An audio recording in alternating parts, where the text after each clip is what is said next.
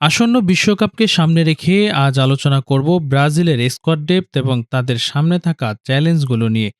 ব্রাজিলের জন্য সবচেয়ে বড় ইতিবাচক দিক হল কোচ কার্লো আনচেলত্তির অভিজ্ঞতা ও স্কোয়াডে নেইমারের উপস্থিতি। তবে ইনজুরি কাটিয়ে ফেরা নেইমারের উপর অতিরিক্ত নির্ভরশীল না হয়ে বিকল্প পরিকল্পনা রাখা উচিত ব্রাজিলের। আক্রমণ ভাগে ভিনিসিয়াস ও রাফিনার ওপর মূল ভরসা থাকলেও এস্তেবা ওলিয়ানের ইনজুরি দলের জন্য বড় ধাক্কা। স্ট্রাইকার পজিশনে এনরিক ও কুনহারা ছন্দে ফেরার চেষ্টা করছেন। তবে ব্রাজিলের মূল চিন্তার জায়গা মাঝমাঠ ও ফুলব্যাক পজিশন। মিডফিল্ডে ব্রুনো গুইমারেজ ও ক্যাসিমিরো থাকলেও একজন পিওর বক্স টু বক্স মিডফিল্ডারের অভাব রয়েছে। অন্যদিকে রক্ষণে মার্কিনিউস ও গ্যাব্রিয়েল মাগালাইস নির্ভরযোগ্য হলেও ফুলব্যাক পজিশনে দানিলো ও অ্যালেক্সান্দ্রোদের নিয়ে ব্রাজিলের দুর্বলতা রয়েই গিয়েছে।